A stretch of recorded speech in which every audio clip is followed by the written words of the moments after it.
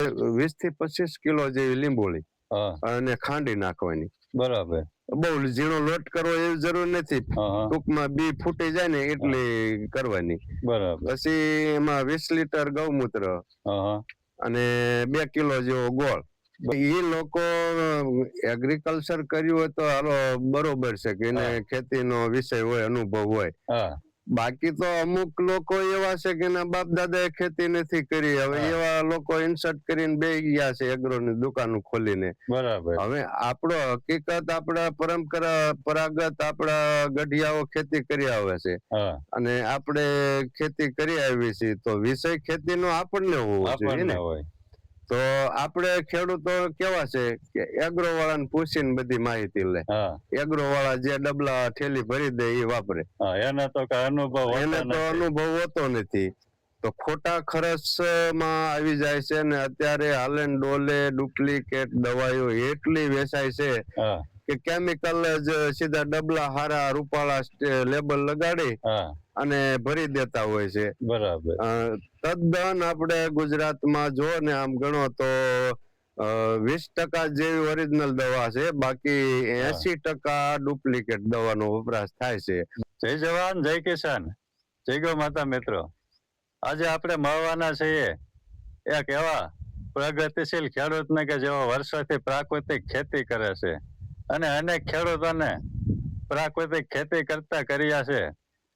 તો આજે એમની પાસેથી આપણે માહિતી લેવાના છીએ લીંબોળીના હર્કની, કે આપણે છે લીંબોળીનો હર્ક કઈ રીતના બનાવવો અને પછી બનાવ્યા પછી આપણે પાકમાં તેનો કઈ રીતે ઉપયોગ કરવો.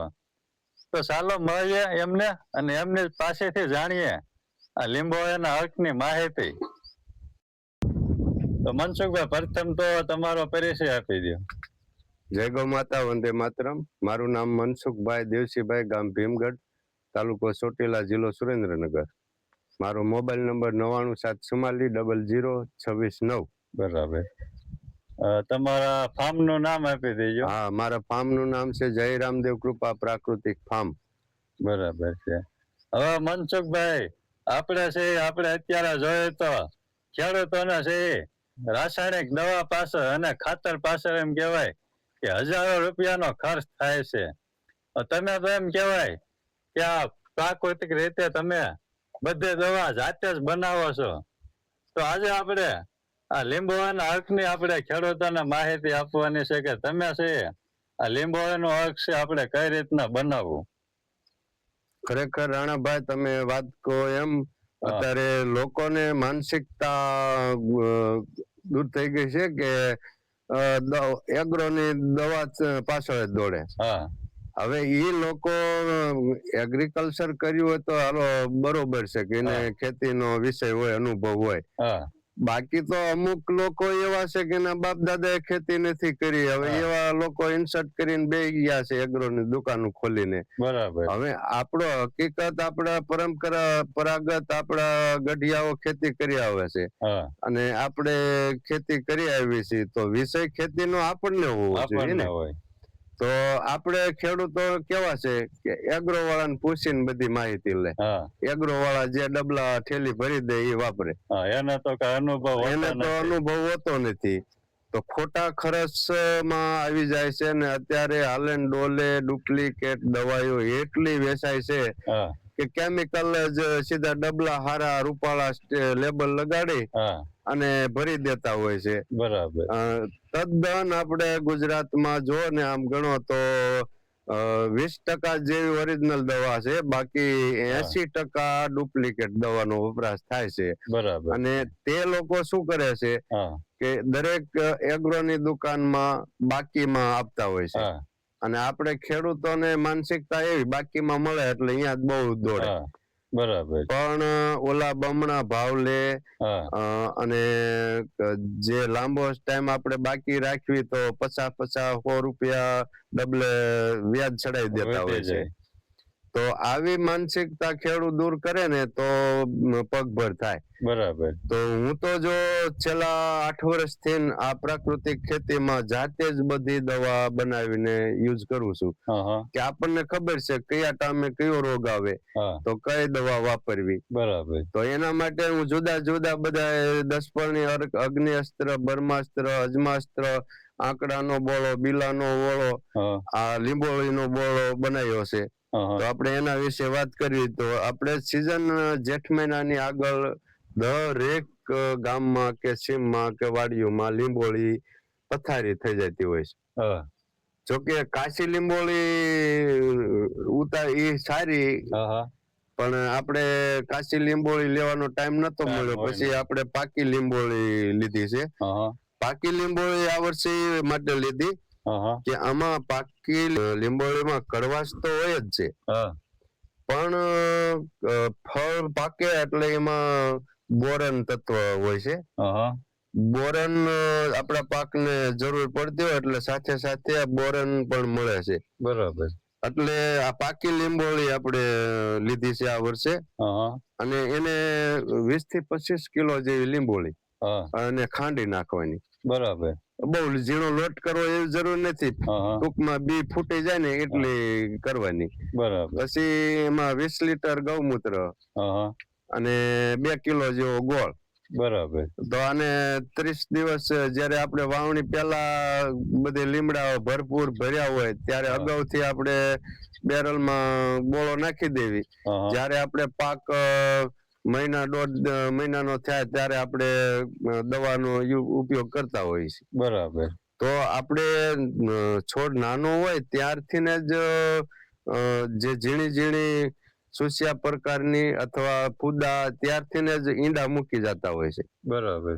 જે આ ઈયળના ફૂદા આવે ને, તો આપણે આ સાંટેલું હોય ને 10 પર્ણી અર્ક, આ લીંબોળીનું અર્ક, આ બધું સાંટેલું હોય એટલે અહીંયા ફૂદા ઈંડા મૂકવા આવતા નથી. બરાબર. તો અહીંયાથી સુરક્ષા દિવાલ જેવું કામ થઈ જાય છે, અને સુસ્યા પ્રકારની જીવાત રહેતી નથી, અને વાયરસ પણ પહેલેથી નાનો યુઝ કરો ને તો વાયરસ પણ આવતો નથી. બરાબર. લીંબોળીનું આ લીમડાનો ઉત્તમ ફાયદો એ છે પહેલેથી તમે યુઝ કરો એટલે વાયરસ કંટ્રોલ થઈ જાય છે. બરાબર. પછી વાયરસ ભેળાઈ ગયો હોય પછી તમે યુઝ કરો તો તાત્કાલિક એમ રિઝલ્ટ નથી મળતું. બરાબર. તરત રિઝલ્ટ નહીં. પૂર આયા પહેલા પાળ બાંધવાની. બરાબર છે. રોગ આયા પહેલા સુરક્ષા દિવાલ કરી નાખવાની, જેથી કરીને ફૂદા ઈંડા મૂકવા જ ન આવે. બરાબર. ઈંડા મૂકવા આવે તો ઈયળનો ઉપદ્રવ વધે ને, તો આપણે પહેલાથી જ દર અઠવાડિયે યુઝ કરી નાખવાનું. 10 પર્ણી અર્ક પણ એ જ રીતે હું દર 15 દિવસે આપણે 10મ થી 11સ ના દિવસે છાંટી દેવાનું. બરાબર છે. દર પૂનમે અમાસ ની નજીક 2-3 દિવસ આગળ પાછળ ફૂદાનો પ્રભાવ વધતો હોય છે. જયારે ઈંડા અને અમાસે અને પૂનમ આવે અજવાળિયામાં એ સીવવા આવે ઈંડા, તો આપણે દર 15 દિવસે આપણે 10મ 11સ નો અગાઉ સ્પ્રે મારી દેવી ને તો એ ફૂદા આપણા ખેતરમાં ઈંડા મૂકવા આવતા જ નથી. અને ઈંડા મૂકી ગયા હોય તો એ પાછા સીવવા આવતા નથી. બરાબર. એટલે આમ પૂર આયા પહેલા પાળ બાંધવાની. આ દવા બધી એવી છે, અને તાત્કાલિક તમે આમ છાંટો ને તરત મરી જાય એવું નહીં. આને કાક તો આની અમુક થોડું ઘણું આ કડવાશ છે, અમુક થોડુંક સ્ટ્રોંગ બને છે, બાકી આને ઓલી ઝેરી દવા જેટલું તાત્કાલિક આમ તરત મરી જાય એવું નહીં. આ 10 પર્ણી અર્ક એવું છે, ખાય એટલે એ પછી પાગલ હાલતમાં થઈ જાય. બરાબર. એ ભાન ભૂલી જાય ખાવાનું. અઠવાડિયું લગી એમને લૂથબૂથ પડી રહે. વળી હાજી થાય પાછો આપણે એક જ અઠવાડિયામાં પાછો સ્પ્રે મારી દઈએ, પાછી ખાય, પાછી ગાંડી થઈ જાય. બરાબર. આ રીતે ઈવળ ધીમે ધીમે મરે છે. અને જો પહેલેથી આવું સાટવી ને તો ઝીણી ઝીણી ઈવળ જ પેદા થાય ને ખાવાનું શરૂઆત કરે એટલે નાની ઈવળ તો મરી જાય છે. બરાબર. પણ મોટી ઈવળ આવી રીતે મરે છે. અને સાઈડમાં આપણે જો બીજું લીંબુનું એન્ઝાઇમ બનાવેલું છે. બરાબર છે. લીંબુનું એન્ઝાઇમ છે અને 90 દિવસે તૈયાર થાય હા હા અને કોઈ પણ હવા બહારની લેવા નહીં દેવાની. એ રીતે બરાબર. મેં જો પેક રાખવાનું. એ રીતે ફરતી સેલો ટેપ મારી હા પેક કરી દીધું છે. આઈથી નળી જો ઓલું ટ્યુબ મૂકી પેક હા. કરી દીધું છે. આ નળી જ્યાં પાણીનું ડબલું રહ્યું એમાં ડુબાડી રાખેલી છે, બરાબર. જેથી આમાં ગેસ થાય ને હા ઈ બડબડિયા બહાર નીકળી જાય અને બરાબર. બહારની ગેસ કાઢવો જરૂરી છે. નળે છે એ પાણીમાં રાખવાની. ગેસ નીકળી જાય અને હા. બહારની હવા અંદર ન અંદર જઈ ન શકે. જાય. પછી આ એક 90 દિવસે તૈયાર થાય છે. હા પછી આને વિજ્ઞાની લોકો ઘણા કહેતા હોય છે 10 થી 12 વર્ષ તમે જેવી સગવડતા હાસવવાની. બરાબર. એટલા વર્ષ આ સુધી છે. 10 વર્ષ કમસે કમ આને કાંઈ થતું નથી. હે હા હા હા તો આને પછી મિની ડોઝ વાપરવાનો. હા. અમે જે લીંબુનું એન્ઝાઇમ ઓલું ખુલ્લું બનાવતા ને એ અમે 250 ગ્રામ વાપરતા. હા તો આને ખાલી 50 ml જ વાપરવાનું. હા હા ઓલું 250 ગ્રામ વાપરતા અમે હા હા અને આને ખાલી 50 ml જ નાખવાનું. બરાબર છે. તો આ કુકડ આપણે મરચીમાં કુકડ માટે સારું કામ કરે છે હા હા અને ફ્લાવરિંગ માટે પણ સારું કામ આપે છે. બરાબર ખાલી એક પંપમાં તમારે 50 ml જ નાખીને સ્પ્રે કરવાનો. બરાબર. એટલે આ એકવાર બને જ્યારે કોઈને બનાવવું હોય હા. જ્યારે માર્કેટમાં લીંબુની બજાર ન હોય, સસ્તા મળતા હોય હા ત્યારે લઈ લેવાના બરાબર. અને આ રીતે એન્ઝાઇમ બનાવવા મૂકી દેવાનું. આ ગમે તૈયાર થાય તો ગમે ત્યારે કામ આવવાનું છે. બરાબર છે. અમે આ ઓફ સિઝનમાં બનાવેલું હતું. હા અત્યારે અમારે વરસ જેવું થઈ ગયું. હા એટલે હવે આ સિઝનમાં હવે યુઝ કરવામાં આવે. જૂનું જો મારે ઈ બેરલમાં હતું. બરાબર. ગયા વર્ષે હું એમાંથી યુઝ કરતો. હા હા પણ આ અગાઉથી મેં બનાવીને મૂકી દીધું છે. આ વરદી થઈ ગયું. હવે આને ગમે એટલો ટાઈમ આપણે રાખીએ છીએ. બરાબર છે. હવે મનસુખભાઈ છે ઘણા ખેડૂતોને છે એમ કહેવાય કે એગ્રો માંથી છે આપણે રાસાયણિક દવા લેવી નથી. બરોબર છે. પણ ખેડૂતોનો છે એ અનુભવ નથી પૂરતો. અને આપણે વાત કરીએ તો ખેડૂતોને પ્રાકૃતિક ખેતીની શરૂઆત કરવી છે પણ દવા બનાવતા આવડતું નથી અથવા તો સમય નથી. તો આપ તો લગભગ ઘણી દવા છે એ જાતે જ બનાવો છો. તો આપણે કોઈ ખેડૂતોને છે એ આપણે જો આ તમે દવા બનાવો છો એ કોઈને જોઈતી હોય તો મળી જાય ખરા? હા જો જેને જાજી પ્રાકૃત અમે તો સલાહ આપી છે હા કે ખેડૂતો જાજુ નહીં પણ પોતાના ઘર પૂરતું હા પ્રાકૃતિક દવા ખાતર વગરનું કરો, જેથી આપણું સ્વાસ્થ્ય બસે, આપણો પરિવાર રોગથી બસે. હા એના માટે અમે ભલામણ કરતા જ હોઈએ છીએ, તાલીમ આપતા હોય કે તમે જાજુ નહીં તો 1 એકર લગીમાં 2.5 વીઘામાં તમે ખાવા પૂરતું બધું વાવો. જેથી પેલા આપણે ગઢિયા વાવતા જ કે શાકભાજી થોડાક ક્યારા એક ખળાવામાં કરતા હા તો એમાં દવા કોઈ વાપરતા નતા ને ઘર પૂરતું શાકભાજી હાલ્યા રાખતું.